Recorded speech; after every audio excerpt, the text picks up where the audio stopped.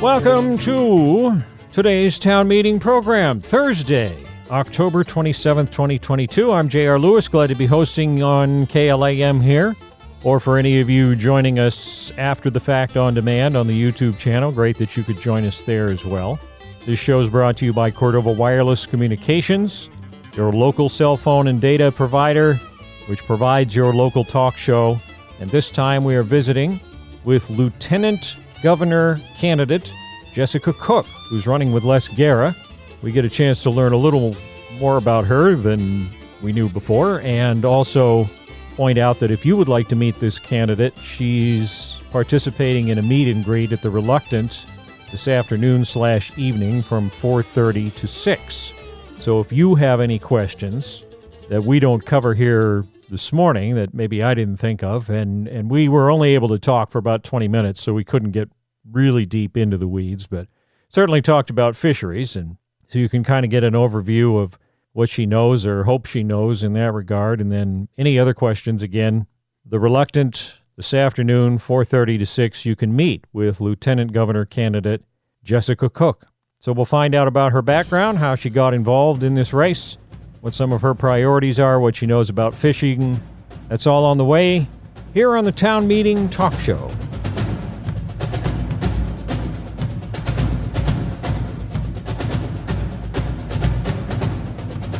Jessica Cook, nice to have you with us here today. And first things first, you are, well, at the point that people are hearing this on Thursday the 27th, you're already in Cordova. So what brings you down our way? I am trying to get out and meet as many Alaskans as possible. It's interesting that in order to see most of my home state, or not even most of it really, because it's so vast, but to see much of my home state, I actually had to run for statewide office. Being born and raised here, there are places I haven't been until this campaign, and Cordova is one of those places. Yeah, well, you and me both. In fact, when we first got the offer to move down back in '92 and take over the stations, I didn't even know where it was. I had to go to the library in Fairbanks and look it up. So, yeah, it's amazing. It's such a vast state. You really have to have a compelling interest and hopefully a budget to get around and see a lot of it. So you mentioned your home state. So are you born and raised Alaskan? Is that your primary background here? Yes, sir. I was born at Ellendorf Air Force Base. My birth mother was actually killed when I was 3.5, and I was fortunate to be adopted by a family in Eagle River who also has strong military ties. My grandfather was a Korean and Vietnam veteran who was initially in the Navy and then retired from the Air Force, and the Air Force is what brought him and the rest of the family up.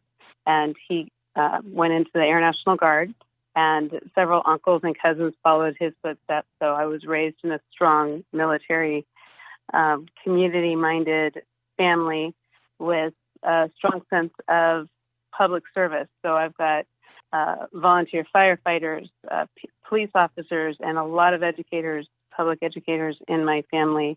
And my family raised me, not just my parents, but my family. And they instilled in me that sense that I have value, even though I was adopted. You know, I have value, and that I can give value to my community. And I carry that with me. Do you have Native heritage as well? I do not. I am biracial. I'm half black, half white. And raised in Eagle River, Alaska, so that made life interesting because Eagle River is not known for its diversity. But I think it also gives me a different perspective, being that I, graduated from the Anchorage School District. I'm a product of Alaska Public Schools. I began my post-secondary journey at the University of Alaska Fairbanks, Go Nooks. And then, of course, being raised in a strong military family and attending college in a military town, I married military. And so I finished my degree, my undergrad degree.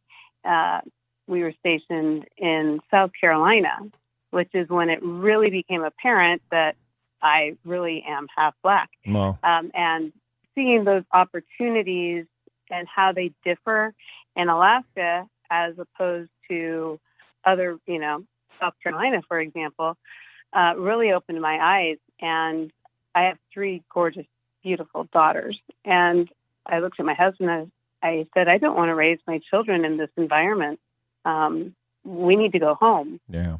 So, Dorothy Gale had it right. There's no place like home. And I clicked my ruby red slippers and told him, please put Elmendorf and Eielson on your dream sheet and take me home so we can raise our kids in Alaska. And here we are. All 3 of our daughters live here. All 5 of our grandchildren are here. So there's 5 generations of my family that live in Alaska. Yeah. Well, I've been certainly during the pandemic and the way things have been going in the lower 48, all over the place, regardless of the redness or blueness of the state. It seems like the continental U.S. has lost its collective mind, and I've never been so grateful to be an Alaskan. I always have. I'm a lifer too, but particularly over the last few years, I just can't even imagine living anywhere else. So I definitely hear you. What about your background in public service now? I mean, lieutenant governor is not something people usually try right out of the gate. So what have you done there? I am a veteran educator over 2 decades with the Anchorage School District. And again, it comes back to that, providing opportunity, understanding everyone has value and can give value. And my first position with the Anchorage School District was teaching 15 and 16-year-old 8th graders in a dropout prevention program. And so these are students who essentially have felt like they've been discarded. Those kids that people have just chalked up as those rebels and those hooligans and troublemakers. And they're not. They might not fit that stereotypical college-bound student, but they just need to see that there's other roads to success, other pathways. And I absolutely love teaching in that program. Of course, it was grant funded, and so it goes by the way of all grant funded programs. When the money runs out, so does the program. But it opened the door for me to become active in my local teachers union.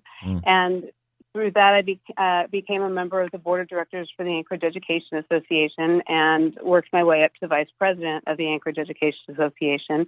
I was a member of the board of directors and eventually worked my way up to vice president of the National Education Association Alaska, the NEA Alaska, the state affiliate. And through my work advocating for children in public education, I had opportunity to go to Juneau and work with the legislature. And I teach in the Anchorage School District, but I live in the Mat-Su Valley. I live in Palmer. It reminds me of what Eagle River was when I was growing up, still that small town feel. Yeah. And my legislators were not always receptive. Their doors were not always open to me, but Les Guerra's door always was open. His ear was always open. He was willing to listen to the concerns of educators, willing to listen to what was going on in the classrooms, whether it be increasing class sizes or unfunded mandates or, whatever was going on that was negatively impacting our students or our ability to reach and teach our students. His ear was open and he was willing to listen to suggestions. I know I testified in front of the House Finance Committee several times, and it was through that interaction that began probably 15 years ago that we started working together in that capacity. So education issues are a lot of what drove you to consider seeking this office, and if I hear you right, Les Guerra, you two are on the same page with regard to the needs of education, the education system in Alaska? Absolutely. Okay.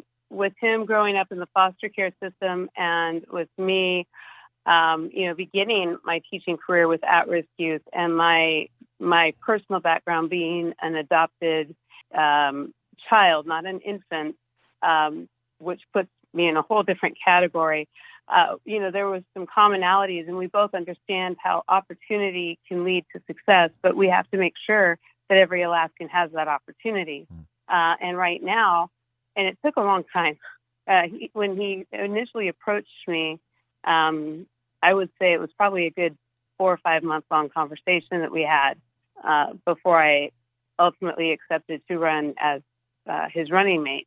And it wasn't until after I accepted that he said, "Oh, by the way, what is your political affiliation?" So it wasn't a party, and I appreciate that about him. It wasn't a question about party affiliation. It was a question about what is best for Alaska. And because this is my home, that spoke volumes to me. He truly cares about doing what is best for Alaska and Alaskans, and not what's best for Les Garrett's political career. And to me, that resonates because I am going to be here long after the next 4 or 8 years. Right. Now, what you're going to hear the most about during your visit in Cordova, I'm sure, is fisheries. So, what is your experience with that industry and its role in the state and its various needs and challenges? So, my personal experience with fisheries is I like to fish, but Les is your fish guy. Les knows fish. Fish is what Les calls our second PFD. It's fish is a vital resource, and such a vital resource that fish is what helps bind Alaskans. Regardless of the region, fish is a critical resource in Alaska. Whether it be in the Bering Sea or southeast, even across the Arctic coastline, we need to be looking at the way the mining industry impacts fish, because we don't need to trade one industry, such as mining, for the resource, such as fish. So we support responsible industry, responsible mining, responsible logging, whatnot, as long as it doesn't impact our fish. When we look at the Board of Fish is comprised of nominees, people that are nominated by the governor and approved by the legislature, but it needs to be diverse. There needs to be commercial, subsistence, and sports fishermen nominated. They need to be open-minded, but ultimately they need to care about the other fisheries. We need to be looking at science-based, sustainability, because we want our fish to come back. If fish don't come back, then we're not doing our job.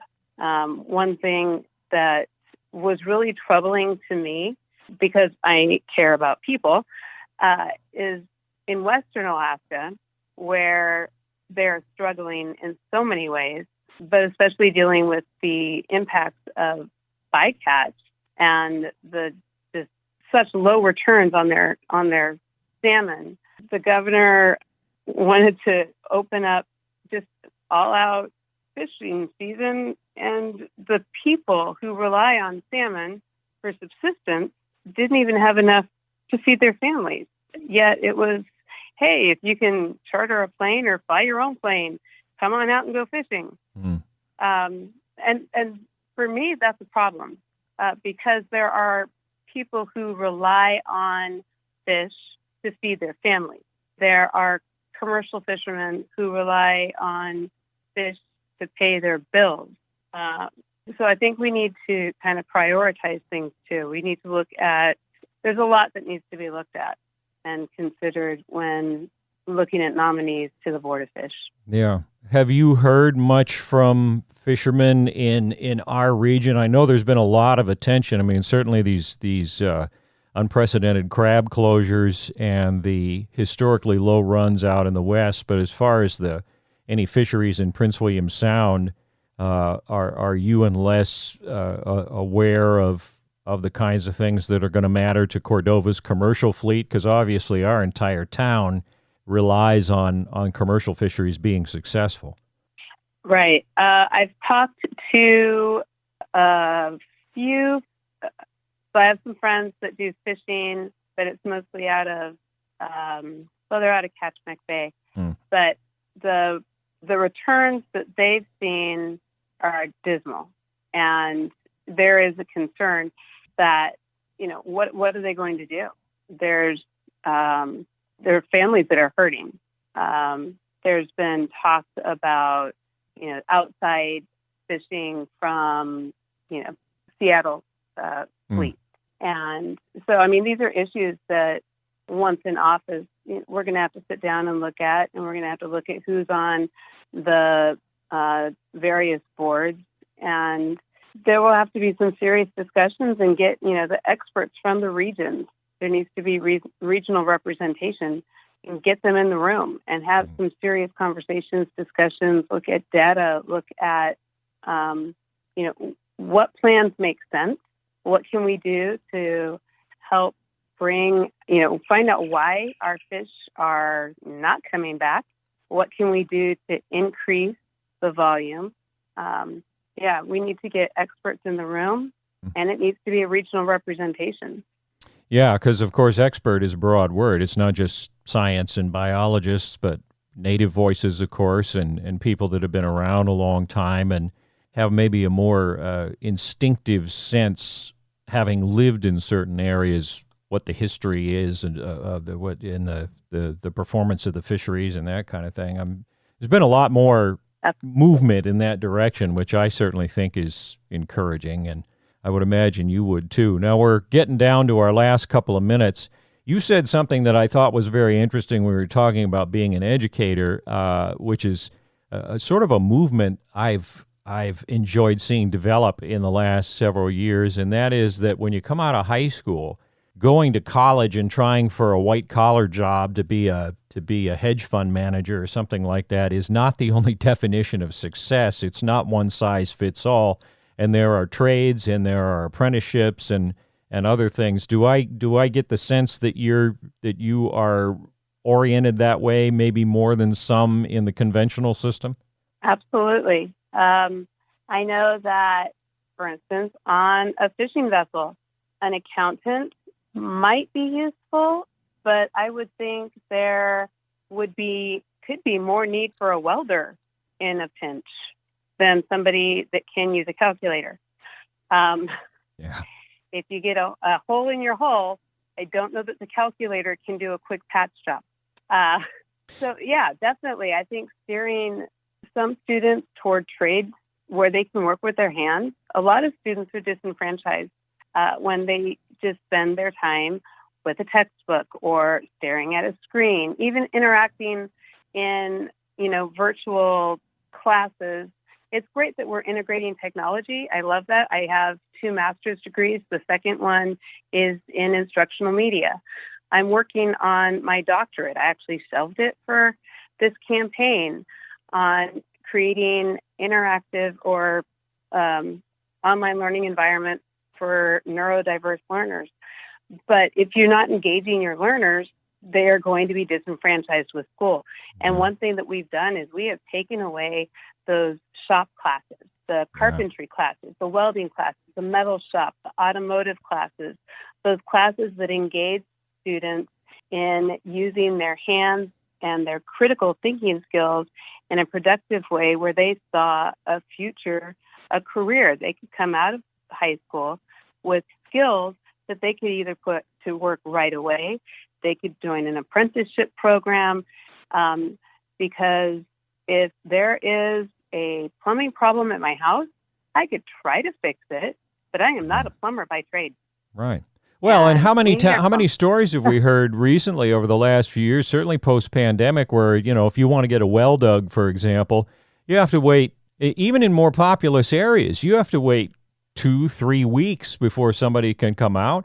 It can be 2 or 3 days before a furnace person can get to you. I mean, in Cordova, we understand that sometimes it takes a little longer, but places that are not used to that are now experiencing that too, because people haven't been encouraged to go into the trades. And I still can't. That's been an issue for me ever since I was in high school. Why on earth is that frowned upon instead of trying to get into Harvard? It just makes no sense to me either.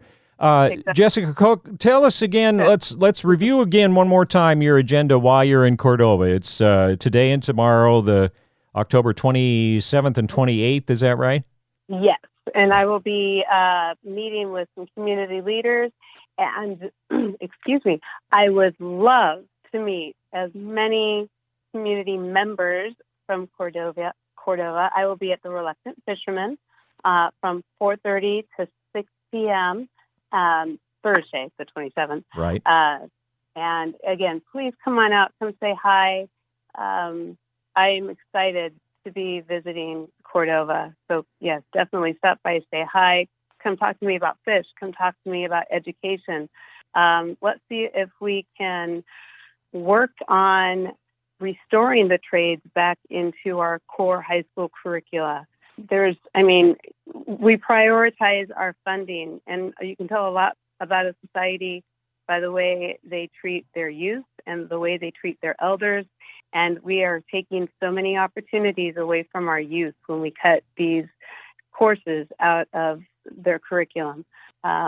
We need to restore our funding and keep it up with inflation so that we're not shortchanging our kids, because they are our future. And I know that's cliche, but hey, come on out to Reluctant Fisherman. We can continue this conversation. I just heard that in Whitney Houston's voice. And for more information, where can people go to get more information on you, or if most of your online presence, say, is with Les Guerra, what's a good place to go look? LesGuerra.com, LesCara.com. I am also on Facebook and Twitter and Instagram. Jessica Cook 4AK. Is that the number 4? Yeah. Yes, the number 4. Okay. Jessica Cook, the number 4AK, and LesGuerra.com. And I'll probably I'll try to remember for the online version of this program to put those links in the description. But I don't want to hold you up too much more, Jessica Cook. I certainly hope you enjoy your visit to Cordova. It's a wonderful place. Hopefully you get to see our big community center and then your event at the Reluctant. And thank you for giving us a chance to chat with you. Thank you very much for having me.